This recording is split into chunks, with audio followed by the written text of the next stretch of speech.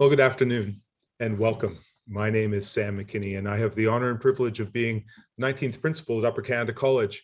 Some of you I will have met, many others I won't have, and it's such a pleasure to be able to gather here as a community, albeit virtually. This is an exciting time around the college. We're in the midst of the earliest of the IB exams for our leaving class for this year. Activities are taking place around us, and the sun is just starting to poke out of the clouds here in Toronto after what was a rainy overnight and cloudy early morning. I want to say welcome to you to UCC's virtual speakers series, Speaking Of. This series continues to focus on a variety of interesting topics that will feature thought leaders and expert speakers from our accomplished alumni, providing a platform for informative and thought-provoking discussions on current trends and global issues. In today's event, Speaking Of on Consolation, the discussion will touch upon how we as humans find consolation in times of crisis, when we lose someone we love, when we suffer loss or defeat, when catastrophe strikes like war, famine, pandemic. What a timely topic indeed. We're going to hear from two remarkable alumni today, Dr. Ignatieff and Michael Ignatieff. We're truly grateful to both of you for taking time out of your busy schedules to be part of this event. Your dedication and commitment to UCC exemplifies the true nature of our alumni community, and I can't wait to hear what both of you have to say today. Before we get started, we do wish to acknowledge this land that we gather on today at Upper Canada College. For thousands of years, this land has been the traditional land of many peoples, including the Huron-Wendat, the Seneca, and more recently, the Mississaugas of the Credit River. Today, this meeting place is still home to many Indigenous peoples from across Turtle Island, and we are grateful to have the opportunity to gather and to learn together on this land. There are also a few housekeeping notes that Leanne tells me I have to say. So, we love that Zoom allows us to see each other, even when we aren't together in person. Please do feel free to turn on your camera so we can see you too. Please ensure that your microphone is muted for the duration of the event. We are being recorded and shared on multiple channels following the event and want you to be aware of that. We encourage all our guests to ask questions as the event unfolds. Please do use the chat function to ask questions throughout, and please feel free to message the whole group or send your questions directly to alumni to Ignatieff, who will be moderating during the discussion. To help us identify you, please feel free to change your screen name to include your full name and class year if that's applicable. Now, it is without further ado that I'm truly honored to introduce Dr. Ignatieff from the class of 2005 as today's moderator. Ignatieff is a former UCC boarder who spent 4 years at UCC in Wed's House. He went on and completed his MD degree at Harvard Medical School and an MBA from Harvard's Business School. He was a Baker Scholar. He's now assistant professor of medicine at Johns Hopkins School of Medicine. As well, Ignatieff is a newly appointed member of our Board of Governors at the college, and he happens to be the youngest member of that board in the college's history. Without further ado, can I pass the baton over to you, Ignatieff? Thank you, Sam. I'm honored and humbled to be moderating this event and discussing this very important topic with none other than Mr. Michael Ignatieff. So Michael Ignatieff was born in Canada. He was educated at the University of Toronto and Harvard. He is a university professor, a writer, and a former politician. Between 2006 and 2011, he served as an MP in the Parliament of Canada, and then as leader of the Liberal Party of Canada and leader of the official opposition. He is a member of the Queen's Privy Council and holds 13 honorary degrees.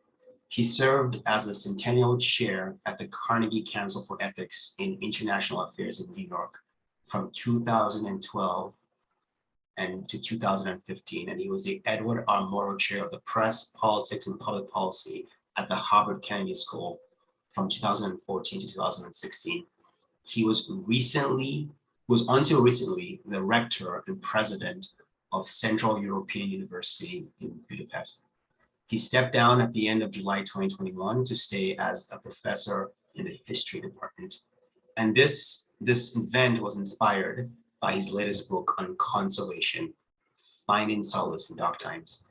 Before this event, I had a chance to speak to Michael and realized we had a lot of sort of intersecting paths and times where we've actually been close but never quite met. We were both in Wed's house at different times. And then when I was an undergrad at Harvard, I lived in Mather House, where he also lived. But ironically, not the years I lived there, the years before and the years right afterwards.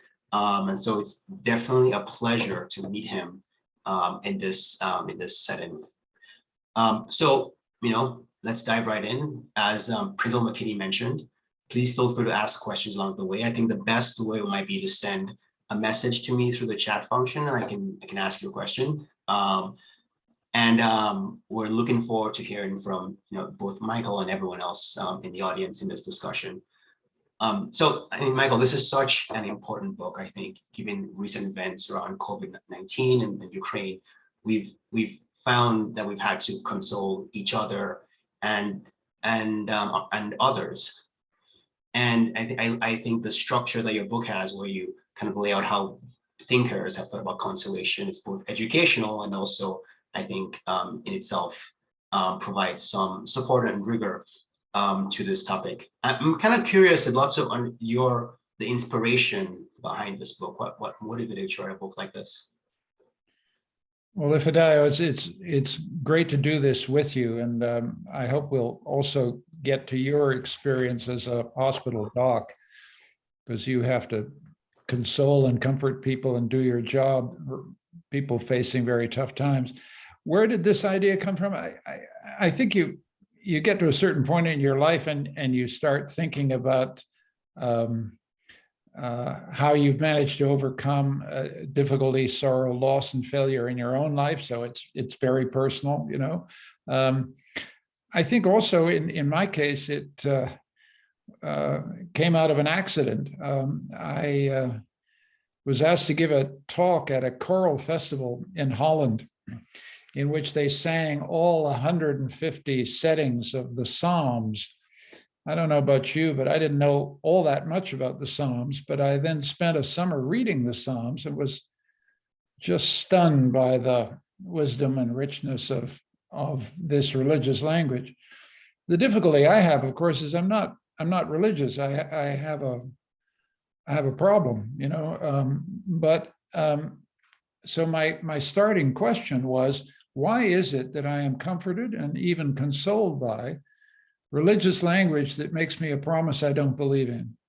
And from that question, then I spread out and I came away with a sense that our consolation is a religious idea. It's seated in all the great faiths that we worship at. It has survived into a secular world. And part of the purpose of the book was to say to people, look, we can't afford to let the Psalms go. We can't afford to let St. Paul's epistles go. We can't afford to let any of this religious wisdom go. We need all the help we can get. So some of this is just bringing this stuff back up and trying to understand how it works and how it does console those who, like me, have a quarrel with God. And I came away thinking my quarrel doesn't matter. What matters is the wisdom of these great texts. And I hope other people watching us go back into those texts and get what I got from them too. I think that was the theme of religion is one that comes up a lot as I was reading through the book. And then you talk about how one of the challenges of consolation is trying to make sense of life, and that God does provide that religion does provide that. And I love your thoughts, Simon, because there are some thinkers in that you talk about that are almost not very religious and actually sometimes think that religion gets in the way. And then there are some thinkers who are very much believe that God has an importance. how did you sort of come away from that, as you have, from your perspective, as not being said, being raised religious, not being religious at this point? Well, I think that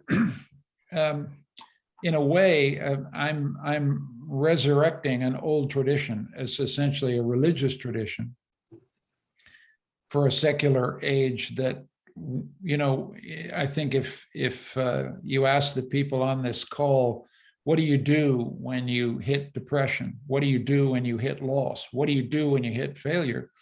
You talk it out with your loved ones, or if it gets really bad, you go to a doc and they give you some medication. If it gets really bad, you go to a shrink. This is the modern way of dealing with this. We think of sadness, loss, failure. We even think of them as illnesses from which we can recover. This tradition of consolation that goes back 2,000 years thinks very differently about all these things. It thinks that, this goes with the territory. This is part of being human.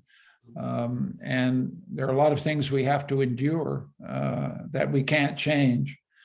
And so we're forced to seek consolation. And by consolation, I mean, find some meaning for a loss, for a blow, for a failure, some meaning for it that allows us to get back and then begin to live in hope. I mean, I think there's a very deep connection between consolation and hope. In the religious tradition, it's the hope of an afterlife.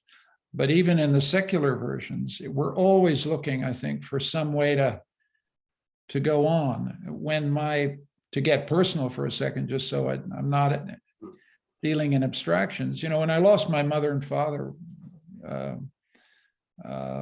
30 years ago, it was a terrible blow for various reasons. They were the audience in front of whom I played out my whole life. And when they were gone, the audience wasn't there, so the play didn't have any point, and I had a very, very tough time with that. But slowly, incrementally, with a lot of love from a lot of people, I began to think of my parents just with simple affection and gratitude, and gradually was consoled by the fact that, by the simple thought that I was very, very lucky to be their son, very lucky. And now I think of them with uncomplicated affection and gratitude. But at the time of loss, I felt something very, very different. And this is what I mean by consolation, the coming to terms with a loss so that you can go on in hope. And that structures everything I've tried to write in this book. And I've tried in the book not to just do one text after another. I've tried instead to look at lives, because I think what is deeply consoling in a way is to see people living lives in which they suffer hardship, they suffer loss, and watch how they overcome these blows. So, because I think that we're consoled not by doctrines, not by theories, we're consoled by people. Yeah, I that's such an interesting, I think that's an idea that I also picked up as I read the book is, as a physician, there are times when, and this is, when I tell patients news that they don't expect to hear. So that's somebody who had a vision of themselves and now they find out they have like a malignancy, their life expectancy is much shorter than they expected. And I always reflect myself on, what drives resilience in that situation, because no one is prepared to hear very bad news about themselves. And one thing that I have seen is that people who have very strong social support and friends and families are typically able to take really bad news better. And I think the most an extreme situation I remember in residency was a patient who had she had such bad lung disease that she would never be able to get a lot of oxygen, which she was on a lot of oxygen, so like high flow. And so it became clear to us after months of being in the hospital that she would either have to live in the hospital, which is not really an option, or we would have to turn the oxygen off, and she would probably eventually pass away. And she, when she heard that news, she kind of was, she was sad, she didn't say anything. And then the next day, all of her family was there, and she had a party.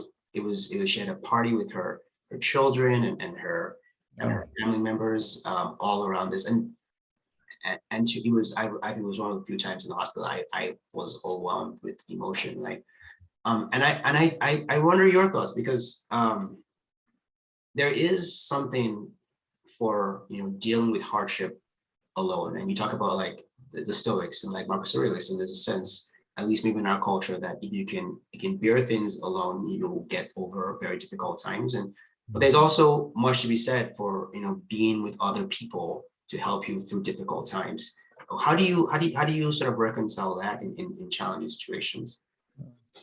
Those are very important stories. Your story about that woman having a party after getting bad news is one I'm going to remember. I think the worst thing about hard times, when you fail at something, when you lose someone you love, is you feel alone. You feel no one else is experiencing this. I must be the only dumb person in the world who's done this, and part of healing, part of consoling yourself is discovering that you're not alone. And part of the reason I wrote the book was to just pull out all these stories, 18 stories of people who've lived through plague, lived through disaster, lived through hardship, lived through imprisonment, lived through imminent death, to remind us that we're never alone. We're the heirs of these very, very long traditions of thought. That's why people reach for the Gideon Bible in lonely hotel rooms across Canada late at night. And when they read the Psalms, they think 2,000 years ago, they were thinking the same, feeling the same desperation that I'm feeling. And that I think is consoling in itself, to understand we are the heirs of these very deep traditions. But to go specifically to your example, I was in Toronto a couple of weeks ago, and one of the things that my wife and I were doing was going to spend some time with a wonderful guy who worked for me when I was in politics, who's just had a devastating diagnosis of brain cancer that's terminal. Instead of going into his shell and living alone, this is a young man in his 30s, right? We spent the weekend with his family. We had them to the hotel where we were. We all spent the weekend together. We didn't talk about where this ends, but it was implicit in everything we were doing.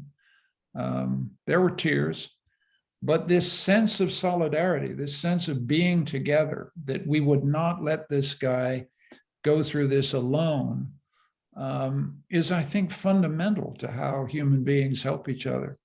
Consolation is the most important exercise of human solidarity that we will ever display in our lives. It's also the most difficult. What do I say to my buddy Trevor, who worked for me for 5 years, a wonderful man, 6'4" basketball player, hockey mad, wonderful kid? He's not going to last more than another 6 months. And he knows it, and I know it. And what the heck do you say? You can't really say anything. All you can do is be there. Be there for his mom, be there for his dad, be there for his wonderful wife. And this is what it is to console someone. And that's all we can do. And that's why I care so much about this subject, because I suspect among people listening to this that they've been through this. I've got nothing to tell you. I'm just trying to record what I know about this, but each of us will go through this. There is no avoiding this issue of how we help other people bear their losses. And you do it as a hospital physician. You have to tell them the truth. You can't varnish the truth, but you also have to be human with them. And that's very demanding. It's a very difficult part of your job as a doc. I completely, I think reading this book it's fascinating to me, because when I started my training, I thought that there was some magic thing I had to say to them, that there was some there was something I needed to do to console people. And I this, not to tell, like I remember, very early on, my first week, my first week of intern year as a doctor, I had a patient whose mother passed away like very quickly within a span of a week with a very she came with what seemed like pneumonia, and it sort of escalated very quickly. And I remember walking in the room, and she was just sobbing. And this is very young. I wasn't really sure what to do, and I wasn't sure. And then she looked at me, and I looked at her, and then she stood up and she like hugged me, and I hugged her back, and it was so interesting because I realized then that was enough. I reflect on kind of like Job, for example, in like where his friends seem like they were always, his friends are trying to make sense of his loss. They're like, there's something that you did that was wrong, and like, you know, they're trying to, and maybe if you confess to God, he'll help you. And I found that trying to make sense of other people's tough times is not as helpful as it seems like it is, because they're not looking for meaning, they're looking more for, and we underestimate, and I'm not sure your thoughts, that we underestimate like in the plague, you talk about like just being with somebody physically, we underestimate the power that has in just consoling them. Yeah, no question about it. I think that, you know, one wants to distinguish between comfort and consolation. Sometimes all you can do is comfort, and comfort is physical. You just put your arm around someone. Consolation is something about trying to find meaning, but sometimes the meaning is simply just being there, giving them the sense that they are not on some ghastly desert island, you know, marooned with their fate, but they're with somebody who, through what you convey through your eyes and your gestures, understands. It's the sense of being understood that I think is so terribly important. But that, it's so interesting to me that the woman who's had the bad news comes up and embraces you. Yeah. One of the things that I learned, there's a chapter in the book about a wonderful woman called Cicely Saunders. I don't know whether anybody will know who this woman is, but she, more than any single person, invented hospice care. She was a British nurse. One of the things that I met her, and I devoted a chapter at the end to her. She understood something that I've still struggling to understand myself, which is people who've received terrible diagnoses, people in the final stages of their life. It's very easy to think of that as the end. There's nothing more you can do. There's nothing. This is nothingness, really. What Cicely Saunders taught me to understand is that the dying want to console the living. The dying want to take away the fear of dying from those around them, which is one of the most touching things you ever see. That woman embraced you to make you feel better. It's a kind of extraordinary thing. These are very important aspects of human nature and human character. And when you see them, you want to grasp their significance, because if that woman is capable of it, we're all capable of it, you know? So this is, I think, important. And Cicely Saunders saw that over and over again, that the dying wanted to take away the fear of dying for the living. The living simultaneously wanted to take away the fear of dying from the dying. And that's how we get through it. This is the process of consolation. I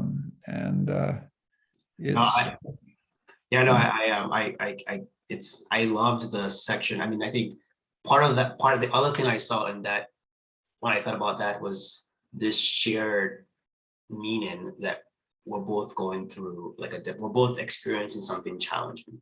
And that, like, she's experiencing something challenging because she's lost her mother, but I'm also experiencing it because I've also lost a patient. There's something in, it seems to be that same idea of like solidarity, of finding the same ideas of like reading the Psalms to like read that somebody has gone through the same thing, or finding people who've gone through similar things, like just that, I think just that the fact that life itself has challenging times itself, at least to me, seems like it brings meaning, or like puts it in perspective in some way.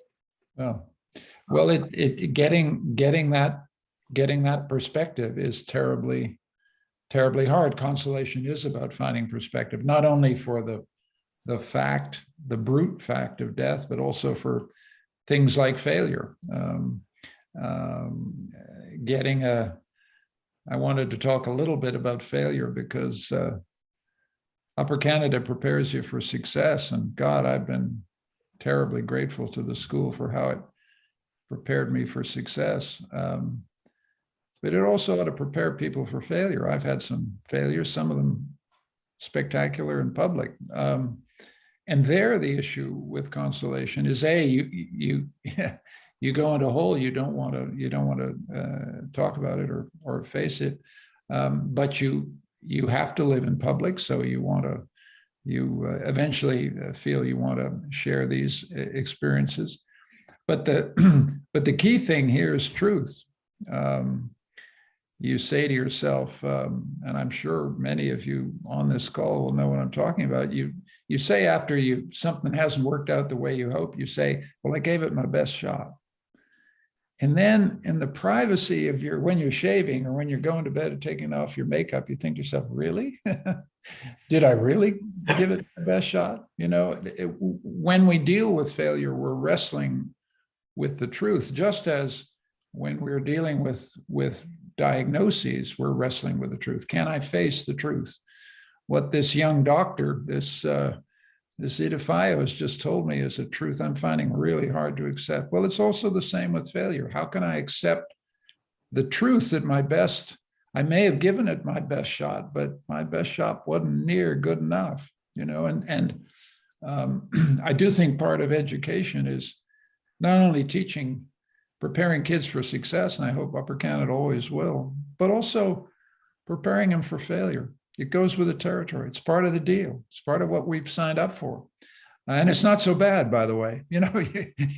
Life goes on. Life is wonderful, but and so there's some chapters in the book that talk about that. And the struggle to be truthful is at the core of Consolation. I don't think you can console yourself for failure, for loss, unless you're truthful about that, unless you face up what it is. And we all struggle with truth all our lives. But to be consoled is to be at peace with who you are, what you tried to do, what you couldn't do, what you failed at, what you succeeded at. And being at peace is great if you can get there.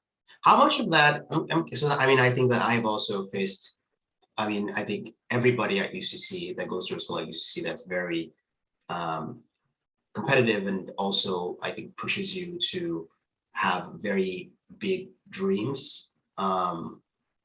The side effect of that is that many people will not accomplish the dreams that they set out. And the vision they have of their life when they're in high school will very quickly change and evolve. So I think we've all had to go through, I'm sure everyone in this call has had to go through that reconciliation with something you try to do and realizing that you failed.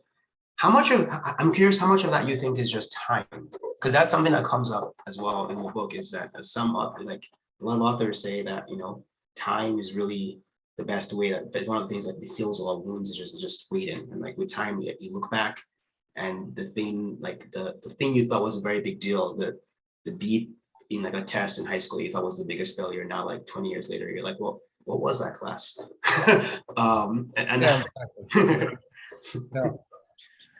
Yeah, I think it's time does a lot of wonderful things. It does give you perspective. It teaches you patience. I'm astonished if you're talking about failure at all. You look like the most successful young man I've ever met in my life. And God bless you. And I hope you never get knocked down. And it's significant that you're talking about this, because I think it's rare when you're a bit younger to acknowledge the possibility of failure. I'm a big, Samuel Beckett man, fail again, fail better. I mean, I really think part of this has to do with a tolerance for risk. There just are moments in your life when you got to put all your money on red 17. And when red 17 doesn't come in, you got to do something else.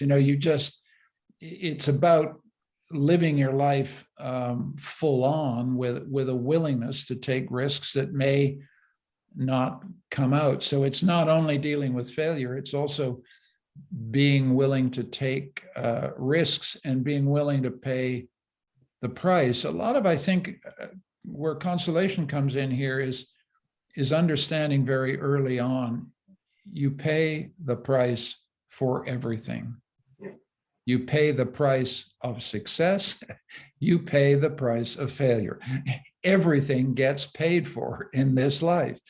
And provided you accept that as being the deal, then I think you can be at peace with whatever result. But what I don't like about the way I'm talking about it is if I've got there. I'm still struggling with some of this stuff. I don't think this is finished. We all struggle with these issues, sometimes right to the end of our lives. And that's what it is to live a good life, which is to struggle with your life and try and understand it better and trying to find a sense of, I'm a big one for understanding and the connection between consolation and understanding. I don't see consolation as resignation. I don't see consolation as acceptance.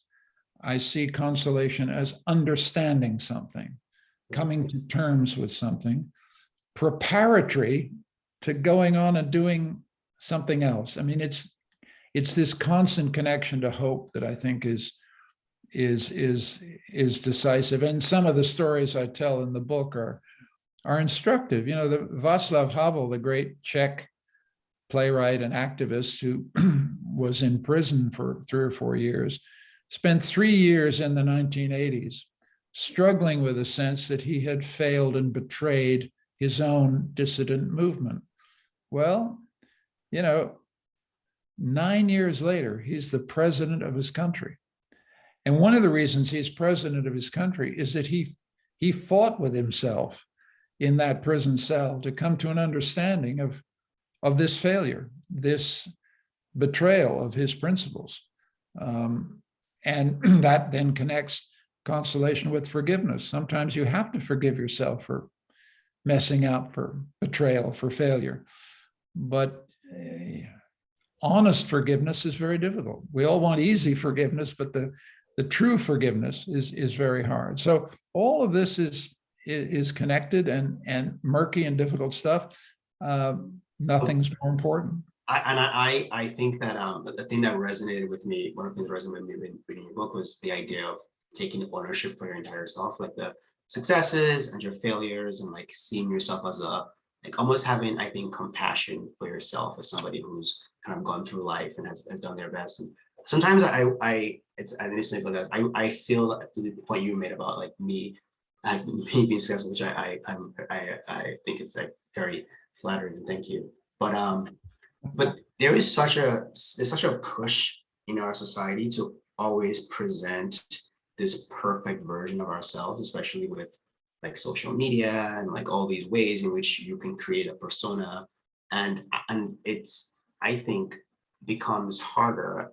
And maybe this is why your book is so important, is that it becomes harder to find people who've gone through tough times because everybody is presenting this perfect version of themselves.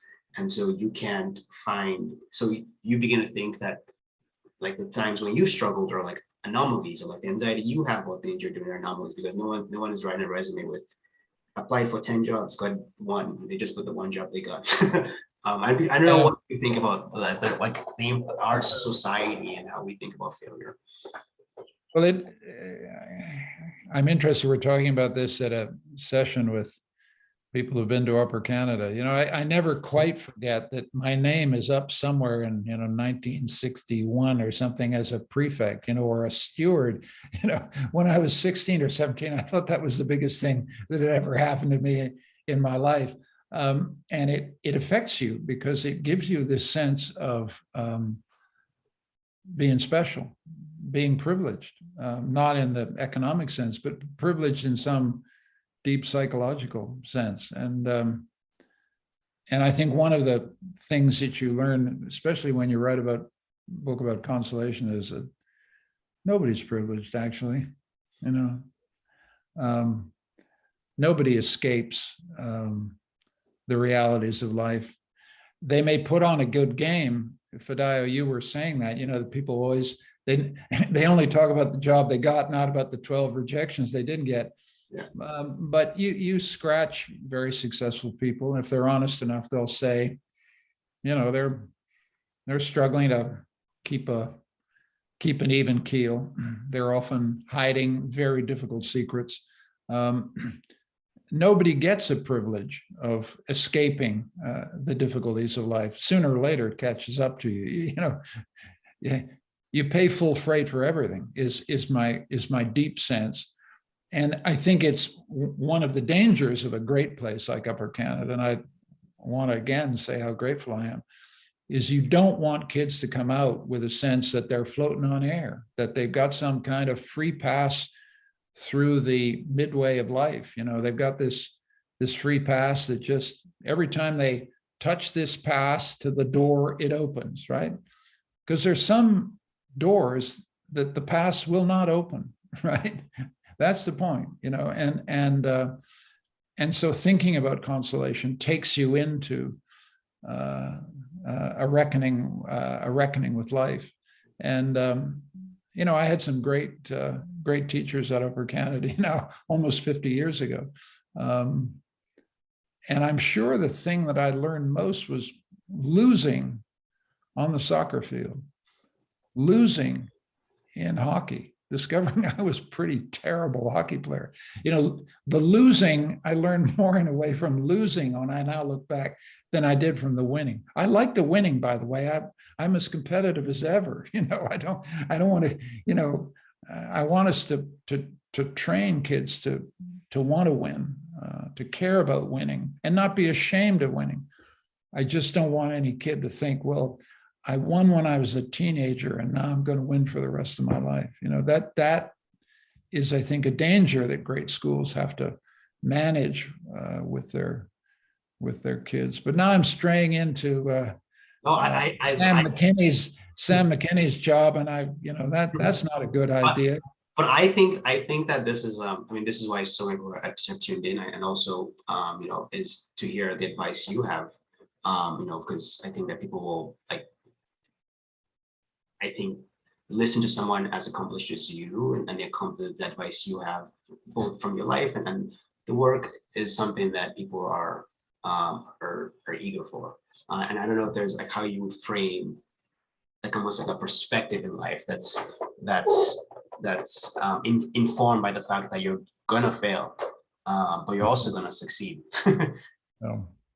Well, I think we should. I hope we can get to some questions. I see some questions. There's a lot of questions there. But the one thing I would also add is that which we haven't talked about. We've talked about consolation as if it only relates to personal losses and personal setbacks.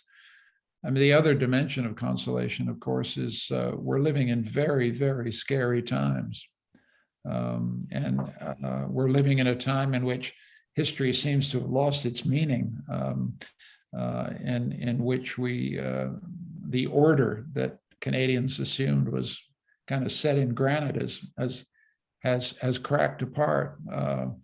I think the pandemic had a tremendously was a big psychic blow to people. People suddenly thought, God, I couldn't imagine that 6, 7, 8 million people could be killed by something like this. The losses we've all sustained in families also across Canada from this has been a tremendous psychic blow to people. It's not just, in other words, consolation relates not just to the personal issues, but to our sense of whether our times make sense anymore. And, you know, we're talking at a moment in which people are fighting for their lives in Ukraine, and that gives us a sense that history has gone crazy. I mean, a lot of what consoles us is a sense that history makes sense, not merely our lives make sense, but history makes sense. And at the moment, none of the narratives that are on offer make much sense at all. And I think that's a tremendously destabilizing. I think it really eats into us, a sense of fear and anxiety about the future. The other dimension, finally, to add to this tale of woe, is just the environment. I think any, you know, thoughtful kid who comes out of Upper Canada has a right to ask the question, will I have a future on the planet? You don't have to be an alarmist. I'm very confident, in fact, that we can solve the environmental crisis, but we have to speak to that sense of desperation that I do encounter in the next generation. The reason I don't feel desperate is that I think we have patiently accumulated the knowledge we need to solve the problem. We now have to deploy it, but it's there. I also don't feel despair about Ukraine, because I think at the end of the day, this aggression will not succeed.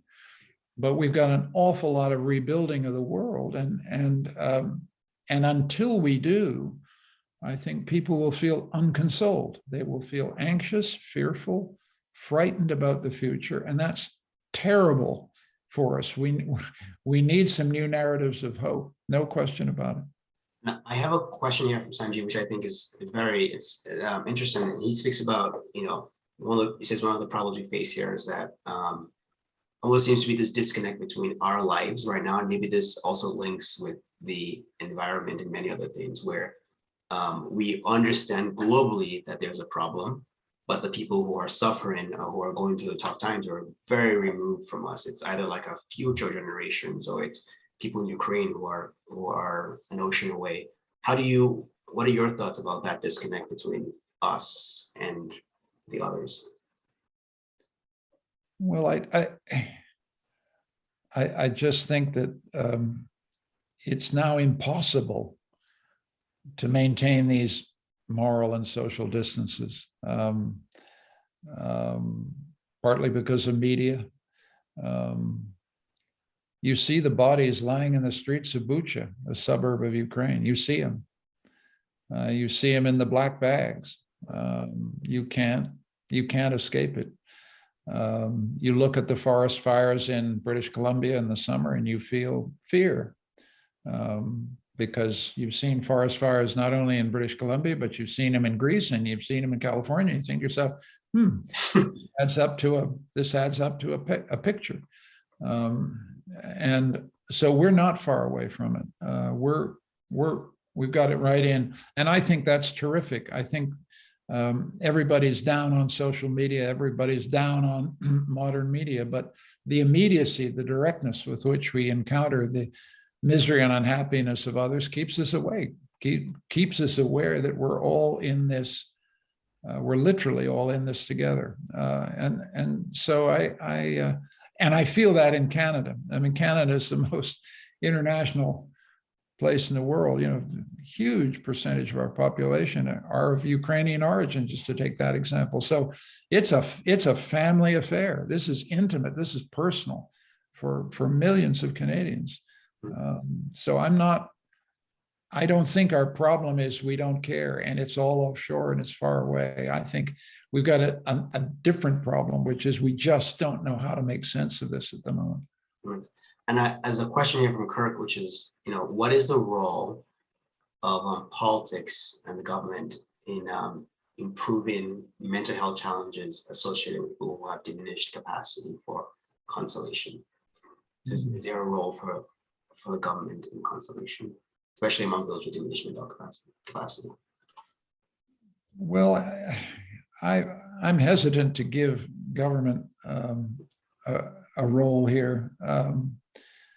I think they've got enough on their hands as it is, although there's no question in moments of national crisis, we turn to leaders. People can remember how Ronald Reagan comforted America when Challenger went down. People can remember moments when Canadian leaders have risen to the occasion and somehow spoke for the country. This happens rarely, but it's an important political function. But I think we shouldn't ask too much of our political leaders or expect them. My sense of consolation as a social practice is that it's all of our business all the time. I mean, it really is. When we see someone grieving or someone is out of sorts in our social milieu, at a workplace, at a gym, or at anytime we see someone who's hurting, I mean, you kind of want to say, you okay? If they don't want to talk, fine. But, we got to reach out. And when we reach out, often we can be, I'd like a nice, thick social practice of consoling and comforting behavior in our society. And we need to remember how many of our fellow citizens live alone. Yeah. How many of our fellow citizens don't have a support network. How many of our fellow citizens are desperate and frightened. I mean, it's just good public policy can help, but it's tremendously important to activate churches, synagogues, mosques. Everybody on deck is my kind of sense of this, because it's a lonely and frightening time. I don't think there's any doubt about it. So there's definitely I was so question. It's so great. There's definitely a pandemic, I think, an epidemic of loneliness, especially in America. Like I've a few times I've gone to my patients' homes and I try to understand their days, and they're alone for a lot of the days. And some of them are actually, there's a lot of them also homebound, like they get their food delivered, they just sit at home. And loneliness is, I think, something that definitely doesn't prepare. Makes it hard. There's a question from Robin that says, there seems to be a huge challenge ahead to rebuild our relationship with the global environment. How do you think we should get our historic tribalism about the environment out of the way so we can help the next generation in terms of rebuilding the environment? Boy. That's a bit... This is so challenging. The environment is often presented to us, particularly by the younger generation, as a kind of religious issue. It's an issue on which there shouldn't be any debate. We should all understand our survival is at stake, and there's nothing further to discuss because we're all going to die. This led Greta Thunberg famously to say of COP26 conference, it's all just blah, blah, blah. Well, the old failed politician in me bridles at that. Democracy is blah, blah, blah. That's what we do. And to solve the environmental problem, we need better politics. And the politics has to understand that, our country is deeply divided over this, and Aboriginals, non-Aboriginals, West, East, energy consuming, energy producing parts of the country.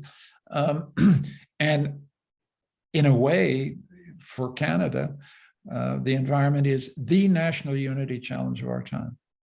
It's a national unity challenge, and therefore a political challenge. And I didn't do so great in politics, so I'm not in much of a position to give anybody political advice. All I know is that it's the national unity challenge of our time, and you cannot deal with it by pretending that somebody who pumps gas or makes the oil flow in Alberta isn't a fellow citizen. They're our fellow citizens. They've got as much right to have an opinion about this as anybody else.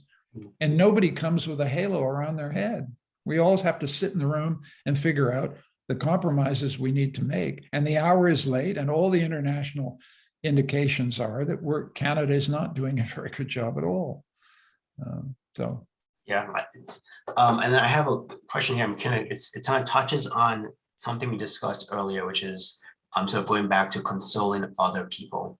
I think that there is like, what advice would you have to us when we have uncertainty or fear of failure, that we're going to do the wrong thing when we see somebody that we feel we can help in some way? How do we manage our uncertainty or fear of failure in that situation? Well, this is what makes Consolation so interesting to me, because it's such a perilous business. You sit down with somebody and you try and help them talk through a moment of crisis. And mostly what I think is just listen, shut up and listen, just listen. Try and take your helmet off, and put their helmet on, kind of wear their head for a while on your own shoulders. It's terribly difficult. It's difficult with our own family members, let alone somebody who isn't, blood. Consolation is mostly a listening business, and trying to see the world as someone else sees it, and then nudge them gently in the direction that you think they ultimately really want to go, unless you think that the direction they want to go is going to lead them right off the cliff.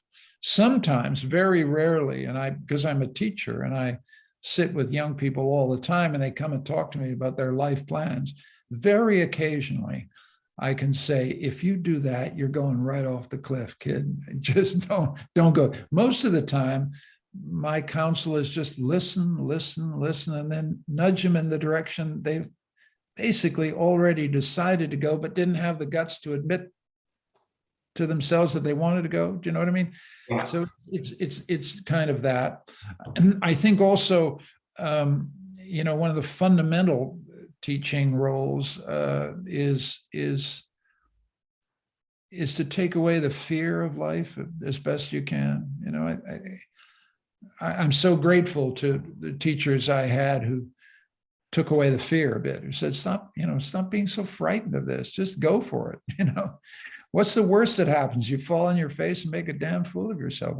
What's so terrible about that? That kind of advice has been very helpful to me in my life. Yeah. I especially, I think one of the advantages of this like UCC for me specifically were the teachers who felt that I guess saw things in myself that I didn't see specifically. One question from Ted, we're almost out of time, but he was curious, what happens when you want to help somebody, but they don't want your help. They don't, like, you're there, you want to console someone, but they don't want you to console them. They don't want to listen.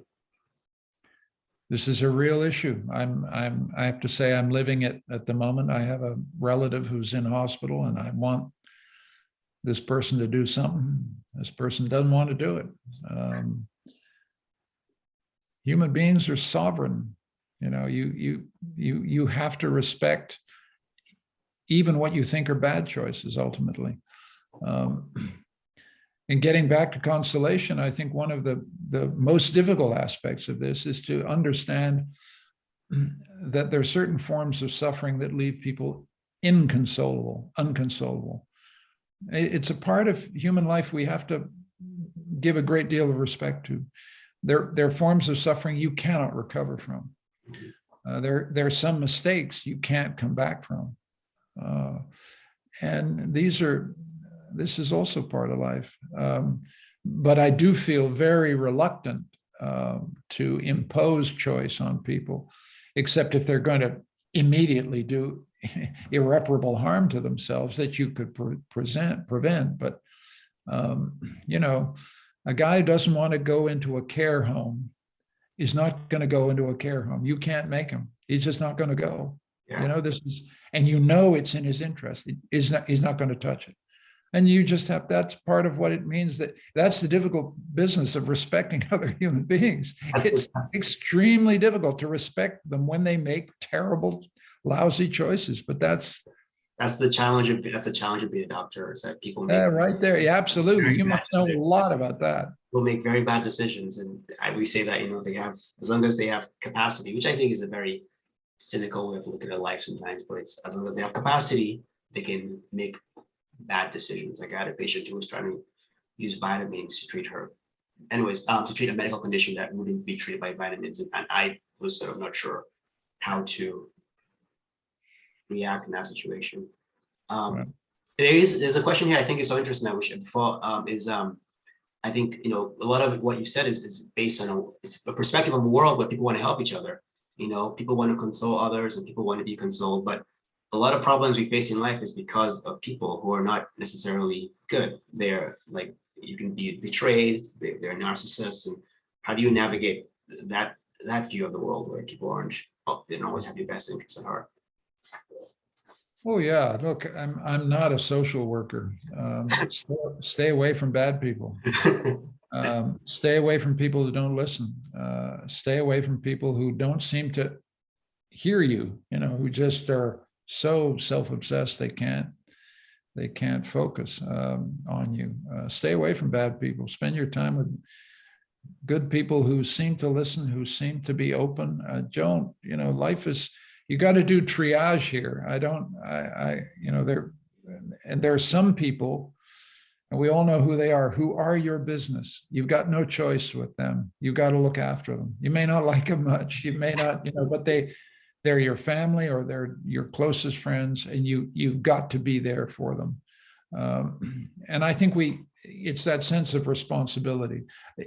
We are not required to look after the whole damn world, but we've got to, of the small set of people who are our responsibility.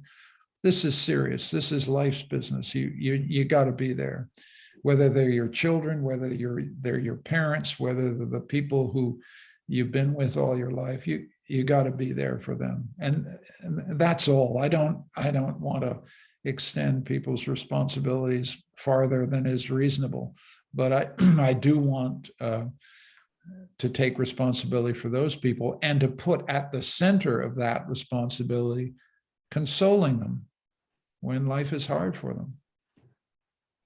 I think this has been, so educational for me, and I hope for those in the audience as well.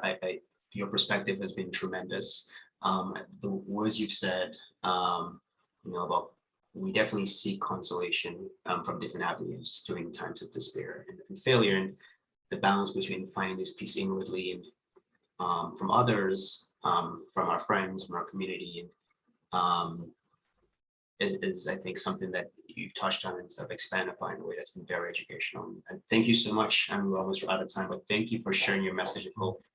Thank you. I loved talking to you, Ignatieff. I'd like to have a doc like you. We got a little spare, office hours for me sometime? Oh, I hope. I think it's very, very. Thank you. That's very kind of you to say. It's very. I shall. Any final words before I pass it out to Sam? No. If you'd allow one thing, I'm a class of 65, and if there are any class of 65 on the line, I just want to say, hiya, guys. Good to see you. Thanks so much for coming out and seeing this old dog. It's great to see you again, and keep supporting the college. Thanks so much. Bye. Well, thanks so much to this old dog. And Ignatieff and Michael, heartfelt thanks for sharing this conversation with all of us, your thoughts, your insight.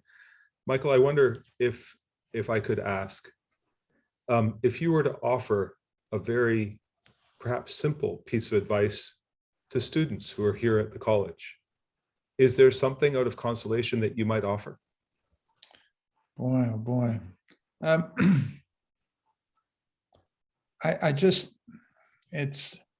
Don't be afraid. Don't ever let fear determine your choices in life. Don't be afraid. I feel that terribly strongly. Mustn't let fear drive or dominate your life.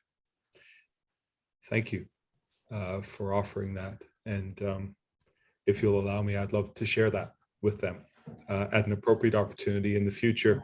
I've heard you talk about the importance of being there, that it can be so much more powerful than words. You've talked about failing and maybe failing forward and the importance of that in our lives. Ifdao, you talked about having compassion for yourself. Like you spoke of a constant connection to hope and the importance of truly listening. All of those elements so incredibly important for me to take away from this conversation. And I thank you for those thoughts. Thank you to all of our attendees.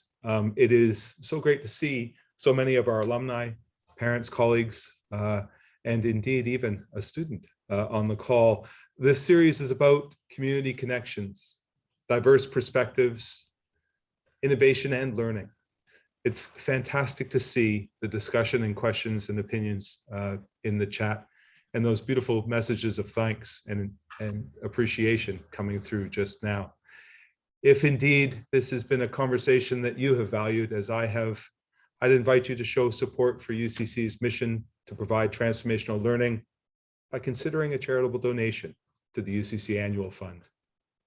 Any contributions enable us to support students through investments in technology, well-being supports, and financial assistance. Every gift is meaningful and can be easily made online at ucc.on.ca/giving.